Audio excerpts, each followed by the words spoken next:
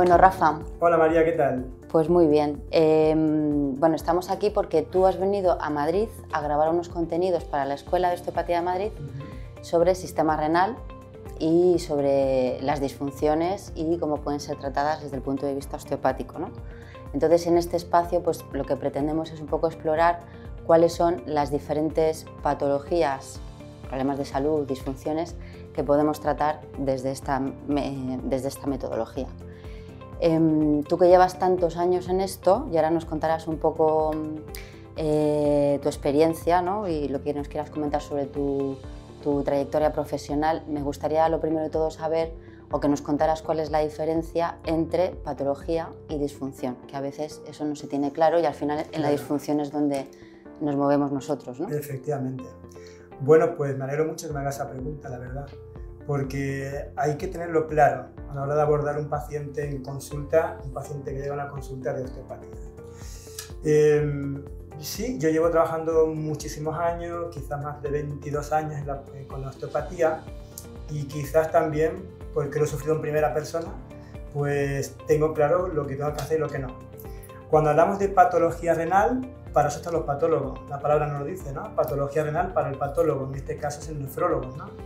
Entonces hablamos de una enfermedad renal cuando a nivel bioquímico, a nivel junto con síntomas, signos, a nivel bioquímico, a nivel radiológico, detectan la enfermedad.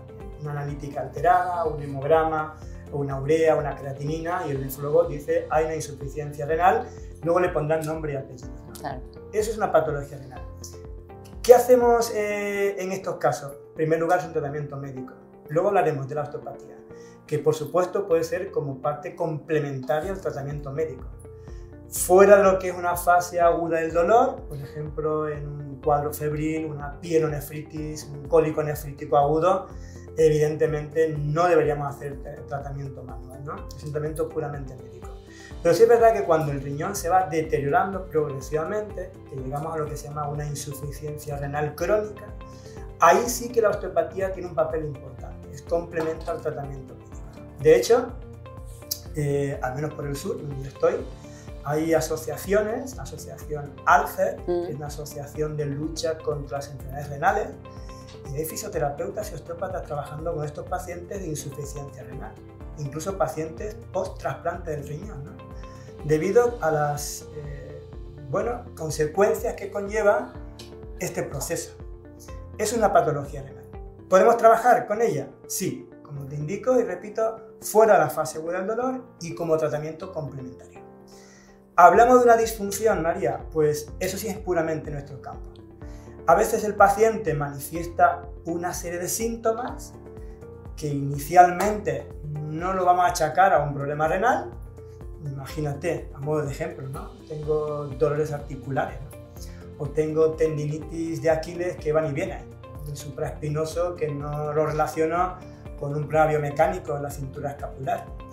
Y a nivel bioquímico y radiológico es negativo, es decir, este paciente no está enfermo del riñón, pero puede haber una disfunción renal, una congestión renal, una alteración o tensiones fasciales del riñón. Imagínate como otro ejemplo una intervención quirúrgica de un intestino, de un hígado, del bazo, y por tensiones fasciales se alteran por la mecanosensibilidad.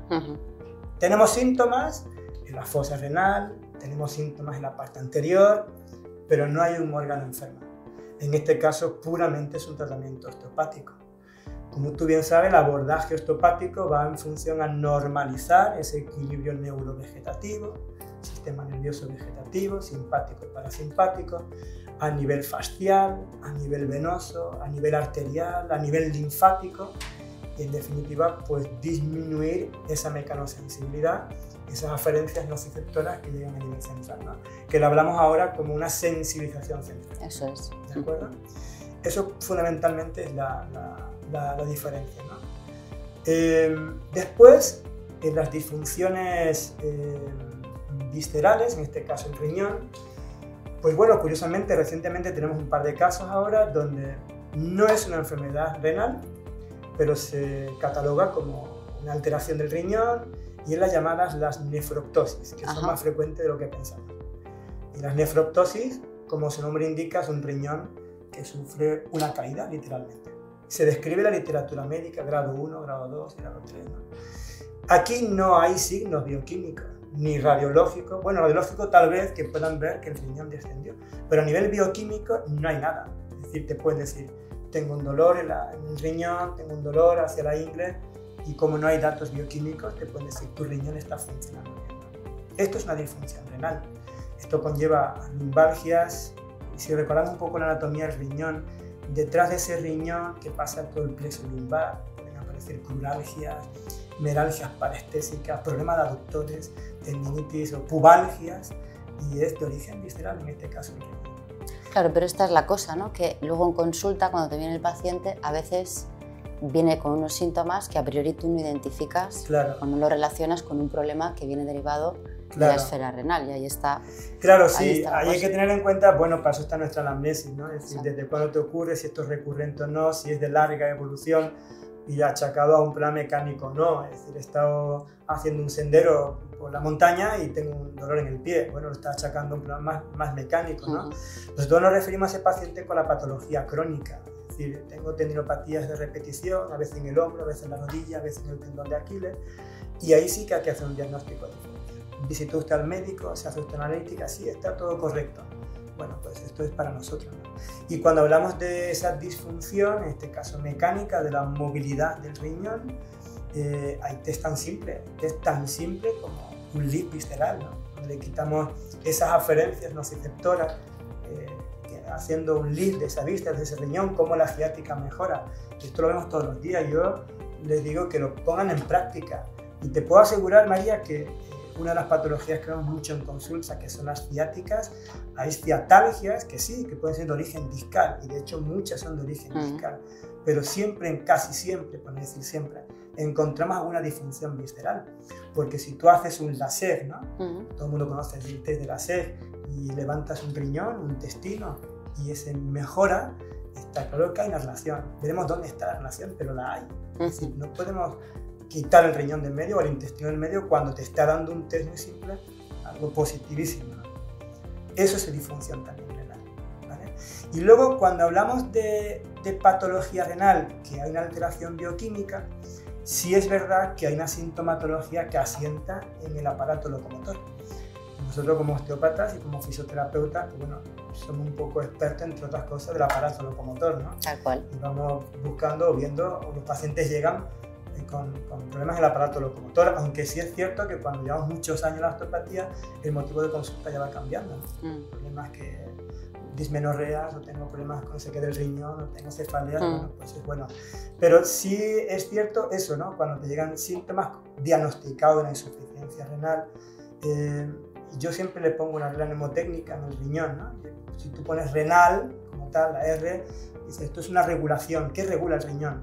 Regulación de los líquidos. Y encontremos un paciente con una hipertensión arterial de origen renal, donde los síntomas que manifiesta un paciente de hipertensión puede ser un dolor suboccipital, ¿no? De hecho, no hace mucho, una paciente que es compañera, dolor suboccipital, Rafa, si me mira, me da por tomar la tensión, una hipertensión, una tensión bastante alta. Y de momento no vamos a tocarte, ¿no? Vete a tu centro de salud, que esta tensión es que hay que bajarla. Ya tenemos un síntoma que asienta en la región craneocervical. Función excretora, yo creo que yo lo he sufrido mucho en mi piel. Cuando he llegado a un fracaso total del riñón, el riñón ya no funciona. Una de las principales funciones es la eliminación de toxinas. Imagínate un cuerpo donde tienes dificultad para eliminar toxinas. Tienes insomnio, tienes problemas de piernas inquietas, tienes dolores articulares, musculares, tienes dermatitis, tienes un mogollón de síntomas que dices, ¿esto de dónde viene, no? Ahí, cuando hay un fracaso del riñón total, evidentemente el tratamiento es un trasplante del riñón. Pero podemos hacer a nivel osteopático. Yo me he encontrado muy bien cuando compañeros míos digo, ¿qué tienes que hacer? Cuando te trataban. Claro. Y manipulaban a nivel craneal, a nivel de esa víscera, mejoraban un poco el retorno venoso, linfático. Me encuentro mejor. Y la bioquímica está igual, pero yo me encuentro mejor, ¿no? Hay que quitar toda esa sensibilidad que está generando todo ese proceso patológico. Resumiendo un poco, en definitiva, es verdad que una enfermedad renal origina una disfunción, y una disfunción no es una enfermedad, pero esa disfunción mantenida en el puede tiempo llegar a puede convertirse evidentemente. en una patología. ¿Cuántos pacientes hemos encontrado con, no sé, con cistitis de repetición? Sobre todo mujeres con sobrepeso, una vida muy sedentaria, siempre mucho tiempo sentado frente a un ordenador, mal drenaje venoso, linfático, y encontramos pues cistitis de repetición. Junto a los niveles de estrés, bajar el sistema inmunológico, todo lo que tú quieras. Pero hay también un problema mecánico asociado. Claro que sí. Bueno, Rafa, nos has contado todo estupendamente, así que bueno, muchas gracias por tenerte aquí hoy. A vosotros. Espero que guste y que, bueno, y que al menos empezamos a tener una visión un poquito más global, más integrativa, y que no dividamos el cuerpo a trocitos, ¿no? Exacto. Muy bien. Que lo integremos todo. Muy bien. Pues muchísimas gracias, María. Gracias. Un placer.